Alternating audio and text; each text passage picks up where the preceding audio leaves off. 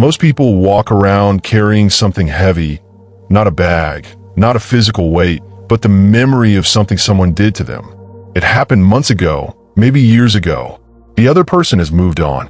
Their life kept going, but you still think about it. Still feel that tight feeling in your chest when their name comes up. Still rehearse what you should have said. That weight is not justice. It is not strength.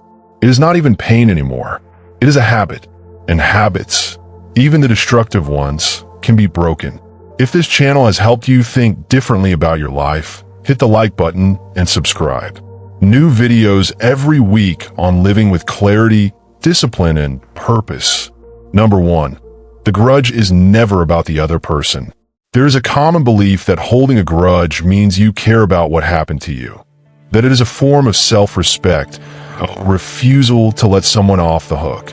People often say things like, "I haven't forgiven them because they don't deserve it," as though the grudge is a punishment they are inflicting on someone else. But if you sit with that belief honestly, it starts to fall apart. The Stoics observe something about human behavior that most people spend their whole lives avoiding. The actions we think are directed outward are almost always directed inward. When you hold a grudge, you are not punishing the person who wronged you. You are punishing your own present moment, your own mental clarity, your own capacity for peace. The other person wakes up in the morning and lives their day. You wake up in the morning and carry them with you before you even get out of bed. The arithmetic of a grudge never adds up in your favor. Marcus Aurelius, the Roman emperor who governed one of the most powerful empires in history and had every reason to be consumed by enemies and betrayals, wrote about the nature of the mind in a way that few rulers ever bothered to. He said that the soul becomes dyed with the color of its thoughts. He was not speaking poetically. He was making an observation about how we actually function as human beings. Whatever you spend your mental energy on, resentment, replay, rehearsal of old wounds, that is what begins to shape the texture of who you are. You become the thing you dwell on. A person who dwells on being wrong slowly becomes someone defined by wrongness. Not because the world is unfair, but because the mind builds its identity from what it keeps returning to. This is not a spiritual warning. It is a psychological fact, observed centuries ago and confirmed by modern understanding of how attention and memory work. The person who wronged you, whoever they are, has already moved on. This is one of the harder truths to absorb because it feels unjust. It feels like they should at least be carrying something. But in most cases, they are not. They are eating dinner with their family, sleeping soundly, making plans for next week. You are the one who kept them alive in your mind long after the actual event ended. This is not said to dismiss what happened to you, or to suggest it was not real or painful. It is said because the duration of your suffering is largely a choice you are making, even if that choice feels automatic. When Marcus Aurelius dealt with senators who plotted against him or advisors who betrayed him, he did not write about consuming them with anger. He wrote about returning quickly to his work, his reason, his purpose. Not because he was cold, but because he understood that the mind is a resource, and wasting it on what cannot be changed is a form of poverty. There is also the question of identity. Many people who carry long grudges have unconsciously made those grudges part of who they are. The story of being wrong becomes the story of their life. It explains their setbacks, justifies their caution, and gives them something to organize their worldview around. This is deeply human. It is also deeply limiting. When your sense of self is tied to the wrong someone did to you, you have outsourced your identity to another person's behavior.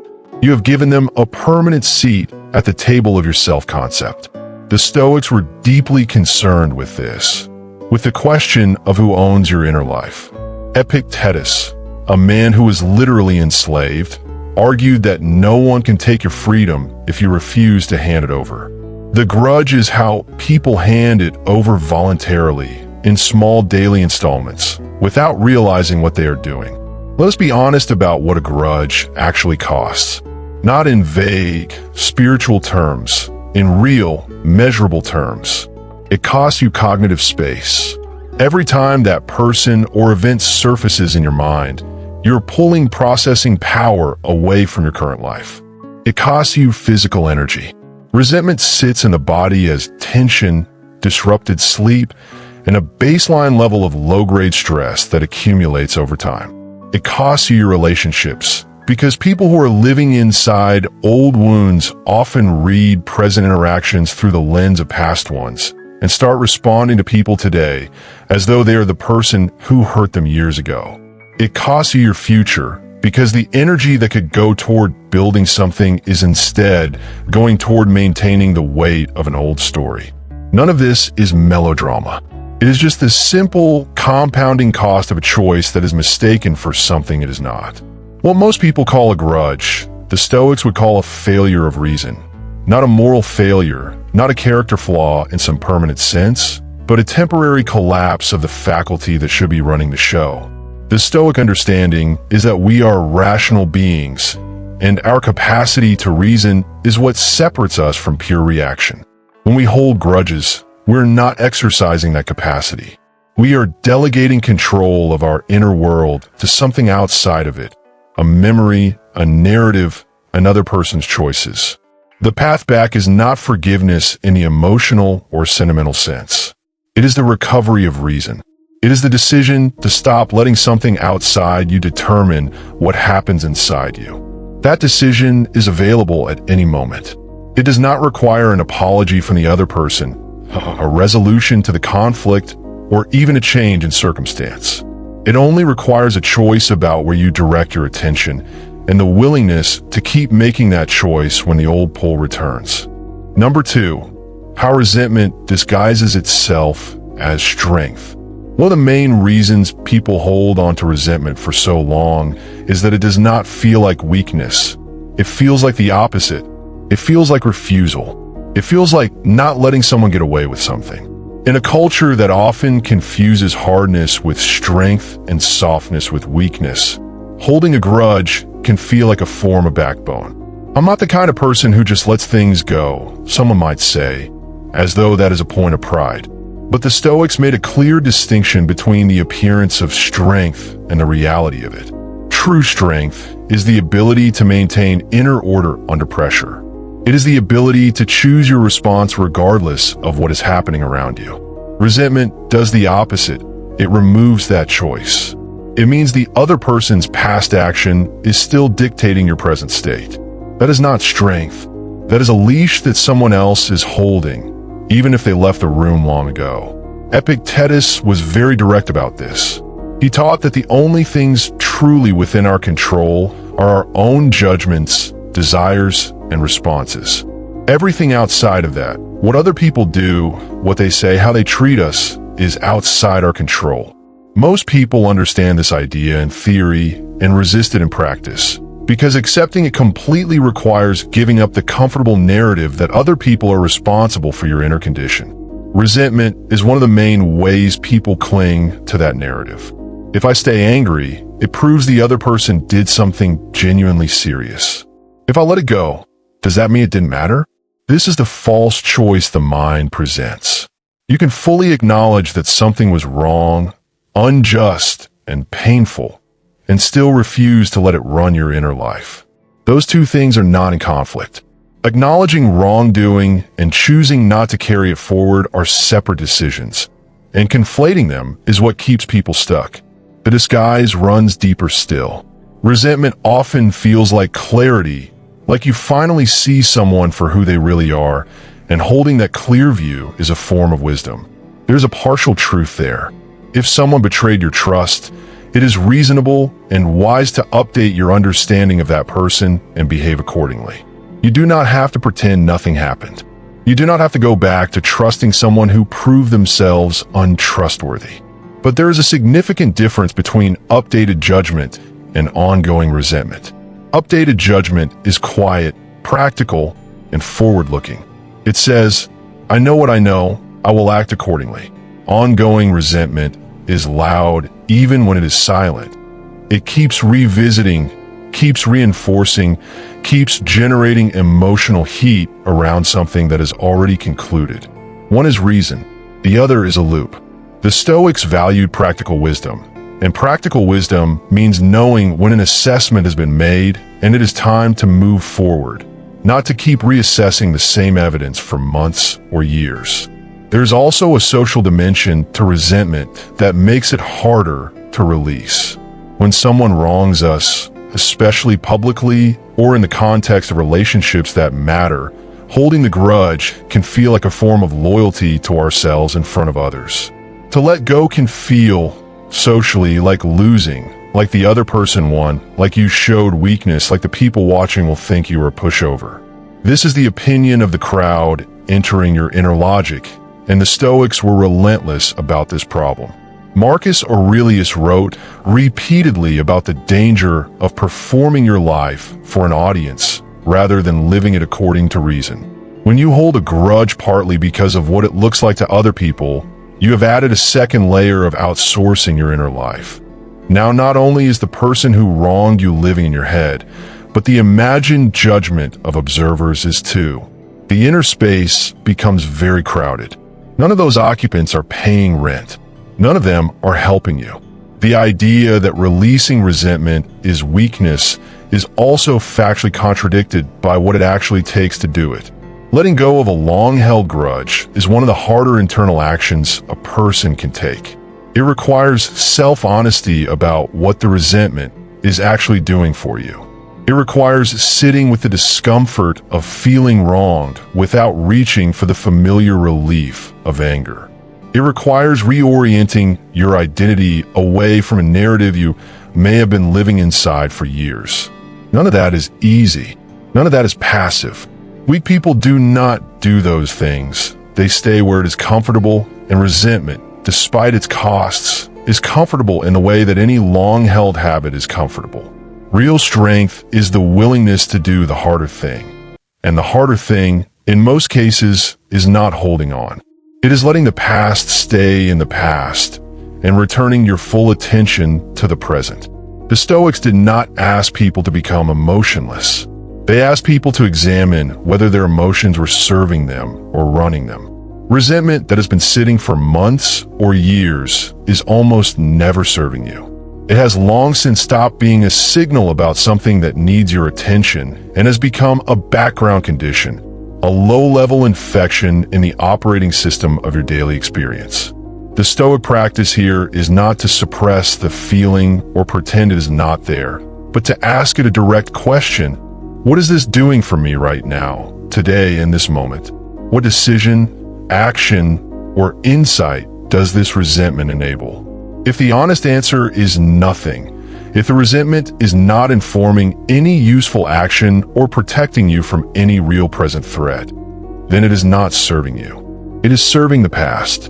And the past is the one place your attention can go that guarantees no return on investment whatsoever. Number 3, the Stoic practice of releasing what you cannot change.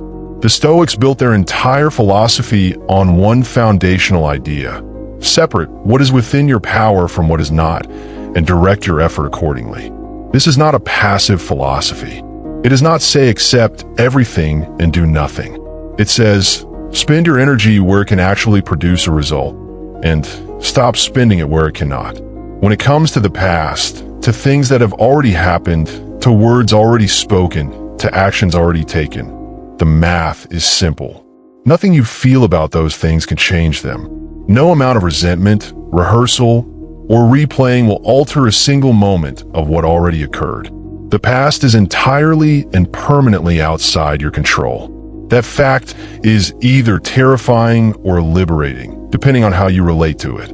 The Stoics chose to relate to it as liberation. You cannot fix what happened, but you are completely in control of what you do right now, today, with your attention and your energy. This is where many people get stuck. They intuitively understand that the past is over, but they feel that accepting it, truly accepting it, not just saying they accept it, means something they're not willing to accept. It means the person who wronged them faced no real consequence. It means the injustice stands. It means the world is not fair. These feelings are understandable. There are also, from the Stoic view, a confusion about what acceptance actually is. Accepting that something happened is not agreeing that it was right. It is not saying the other person had no fault or that the situation was just. It is simply acknowledging the factual reality that it occurred, and that reality is now fixed. The Stoics were deeply concerned with accurate perception, seeing things as they actually are rather than as we wish they were or fear they might be. Accurate perception of the past means seeing it clearly.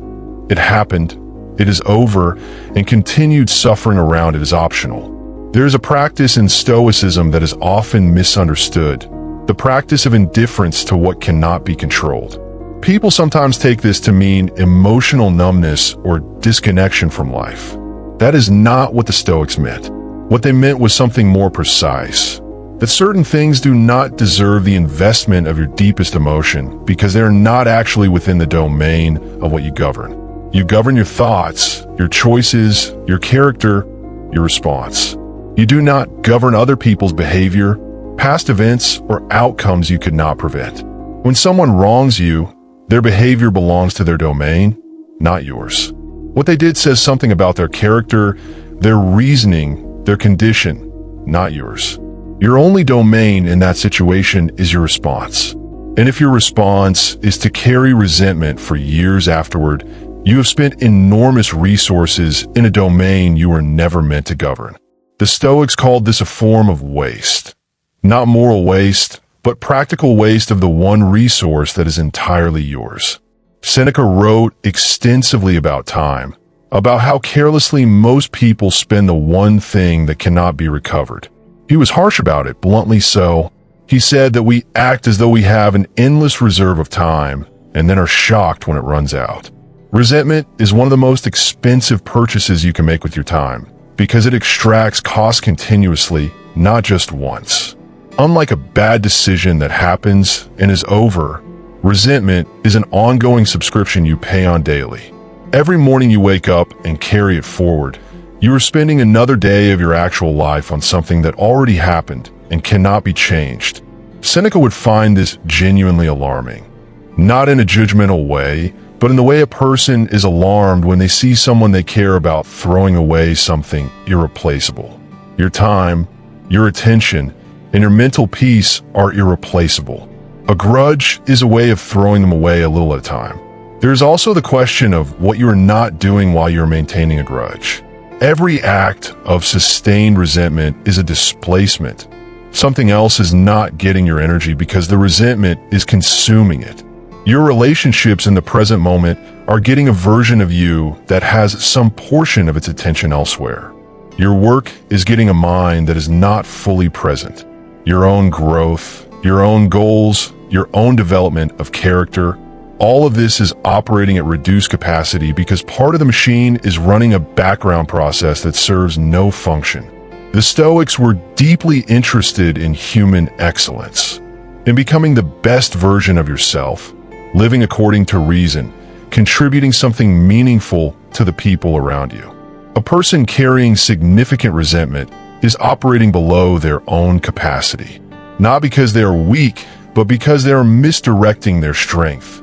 Redirecting that energy is not just an emotional benefit. It is a practical upgrade to the life you are actually living. The release the Stoics described was not dramatic. It was not a catharsis, a confrontation, or a ceremony. It was a quiet, internal return, a decision to stop giving the past jurisdiction over the present. Marcus Aurelius described it as returning to yourself. The moment you notice your mind has gone somewhere it should not go, you simply return. You do not berate yourself for having gone there. You do not analyze the journey at length. You return. That is the practice, and it requires repetition because the pull of old resentment is strong, especially when it has been practiced for a long time. But every return is a small act of reclaiming what is yours, your present moment, your capacity for reason, your inner freedom. Over time, the pull weakens, not because the past changed, but because you stop feeding it. What you do not feed eventually stops growing. And what stops growing in the dark of your attention loses its hold on the light of your daily life. Number 4, what grudges do to character over time. The Stoics believed character was not fixed. It was built decision by decision, thought by thought, day by day. This cuts both ways. A person can build a strong, clear character through consistent practice of reason, self-discipline, and honest self-examination. A person can also erode their character through consistent practice of the opposite, through habits of resentment, blame, and avoidance of accountability. What makes character erosion dangerous is that it is slow and largely invisible to the person it is happening to.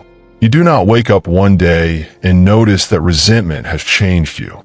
You just gradually become someone who interprets everything through a slightly darker lens, someone who is quicker to assume bad intent, someone who is slower to trust, someone who has reduced their own capacity for openness without ever deciding to. The grudge is one of the most effective character erosion tools available, precisely because it masquerades as something legitimate. One of the character changes that happens over time in people who carry persistent resentment is the gradual replacement of curiosity with suspicion. Curiosity is one of the most valuable human qualities, the genuine interest in understanding people, situations, and yourself more deeply. It is the quality that makes learning possible and relationships meaningful. Resentment, over time, replaces curiosity with a defensive posture that pre-interprets situations. If you have been badly hurt by someone you trusted and you have not processed that wound, not suppressed it, but genuinely worked through it, you will begin to apply the pattern from that experience to new ones, often without realizing it. New people will feel vaguely like the person who hurt you. New opportunities will trigger the memory of the last time something seemed promising and wasn't. The world starts to look like confirmation of your worst experiences rather than a mix of experiences that you navigate with open eyes. This is not inevitable. It is a consequence of sustained resentment that can be interrupted. There is also what happens to honesty in a person who holds long grudges. The Stoics considered honesty, including internal honesty about one's own motivations and failures, to be a cornerstone of good character.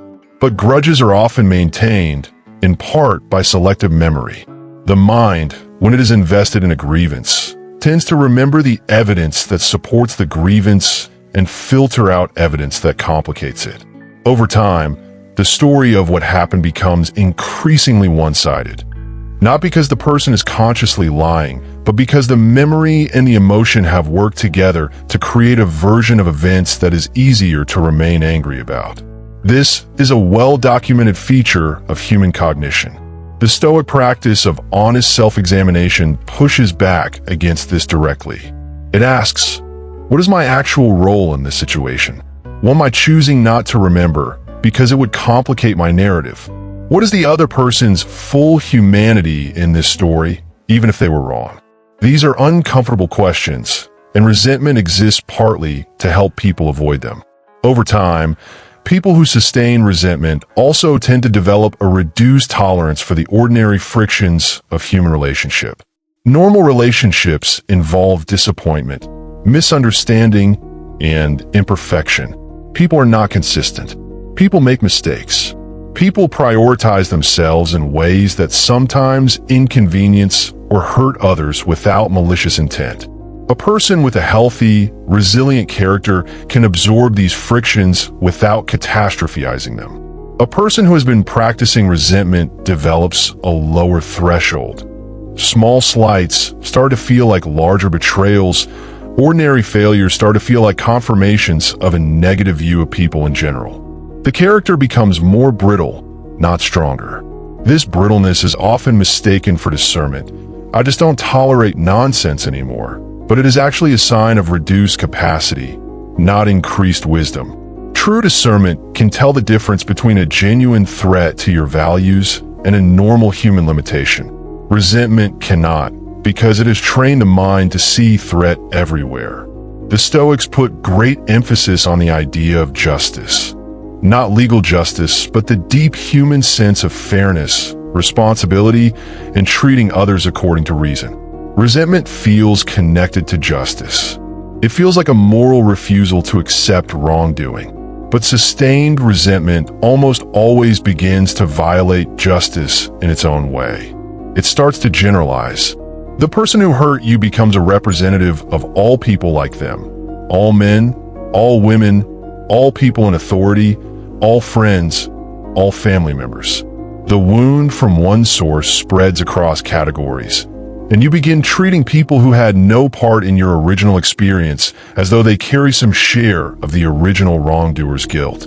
This is profoundly unjust, even if it is completely understandable. It is one of the ways a private wound becomes a public pattern. And the only person who can interrupt that pattern is the one carrying it, because no one else can see it from the inside. The good news, and the Stoics were not blind optimists, so when they offered good news, it tended to be grounded, is that character erosion is not permanent. The same mechanism that allowed resentment to gradually reshape your inner life is the same mechanism that allows reason and practice to reshape it in the opposite direction. The Stoics were firm believers in the human capacity for self-correction.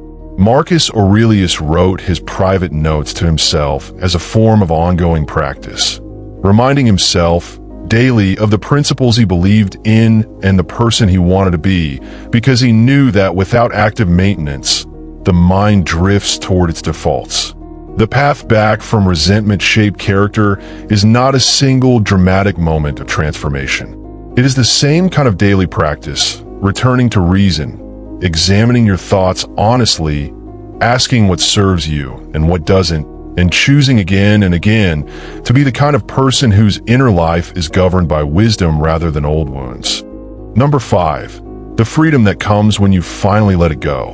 Most people who have genuinely released a long-held grudge describe the experience not as forgiveness in the conventional sense, not as a warm feeling toward the person who wronged them, but as a kind of lightness, a cognitive clearing, the sensation of mental space that had been occupied suddenly becoming available. This is not mystical. It is what happens when a sustained background process in the mind is finally stopped. The processing power, the emotional energy, the daily small cost of maintaining the resentment. It stops being extracted, and you feel its absence as a form of relief. The Stoics would say that what you are experiencing in that moment is a return to your natural condition, the condition of a mind that is running according to reason rather than against it. It feels like an arrival because you have been somewhere else for a long time, and you have finally returned to yourself. The freedom is specific. It is not abstract freedom. It is freedom in real, daily moments. You can hear the person's name without the tightening in your chest. You can drive past a place associated with the memory without it pulling you out of the present. You can have a conversation with someone who reminds you of the person who wronged you without the ghost of the old wound entering the room. These are small freedoms, but they accumulate. Together, they represent a life that is more fully present, more available to what is actually in front of you rather than what used to be. The Stoics did not separate philosophy from practical daily life. They were interested in how these principles change the texture of ordinary experience. And the texture of a day in which you are not carrying resentment is genuinely different from the texture of a day in which you are. Not more exciting, not more dramatic, just cleaner, clearer, more your own. There's also the question of what becomes possible when the space opens up. Resentment occupies attention, and attention is the currency you spend on your life.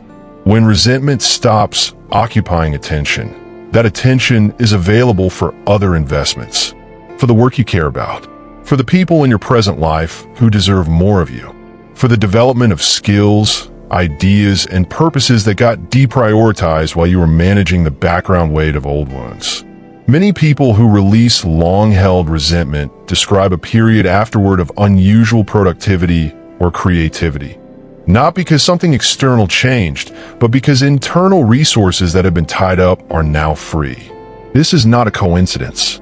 It is the predictable result of redirecting energy from an unproductive use to a productive one.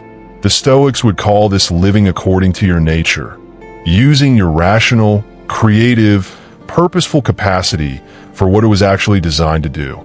One of the deeper freedoms is the freedom from the identity the grudge was holding in place.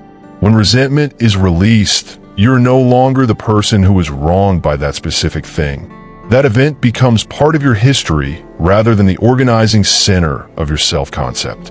This is significant because it opens up space for your identity to be built around things you choose, your values, your actions, your character, rather than around something that was done to you. The Stoics were explicit that human dignity and identity should be self-authored, not in a naive way. They did not pretend that external circumstances have no effect, but they believed deeply that what you are is ultimately constituted by how you respond to your circumstances, not by the circumstances themselves. When you stop organizing your identity around a wound, you reclaim the authorship of who you are. That is a form of freedom that no external person or event can give you, and no external person or event can take away. The release also changes your relationship to future hardship. A person who has practiced letting go, who has done the internal work of releasing resentment rather than maintaining it, develops a different relationship to being wronged when it happens again. And it will happen again because life involves people, and people are imperfect, and sometimes imperfect people harm each other. But the person who has practiced release does not have the same dread about it. They know from direct experience that being wronged is not an event that has to define them or consume them for years. They have a practiced skill, the skill of processing what happened, updating their understanding, making whatever adjustments are needed in the external situation, and then returning to themselves. This is not indifference. It is resilience. And resilience, the Stoics would say, is not the absence of feeling. It is the presence of the capacity to recover, and recover well. There's a line in Marcus Aurelius that is worth sitting with. He wrote, roughly translated, "The best revenge is to not be like your enemy." He was not talking about revenge in a theatrical sense. He was talking about the quiet, daily choice not to let what others do to you determine what you become. The person who wronged you was, in some way, acting from a deficit, from fear, from insecurity, from weakness, from poor reasoning, from a wound of their own they had not examined. Holding a grudge means staying in relationship with that deficit, carrying it forward, letting it shape you, giving it residence in your character. The alternative is to become someone defined not by what was done to you, but by how you chose to respond. Someone whose inner life is governed by wisdom, by purpose, by genuine engagement with the present. That is not the easy choice, it is the harder one, but it is the choice that makes you free. And freedom, the Stoics insisted, is not something that happens to you. It is something you build one decision at a time, starting with the decision not to be owned by the past.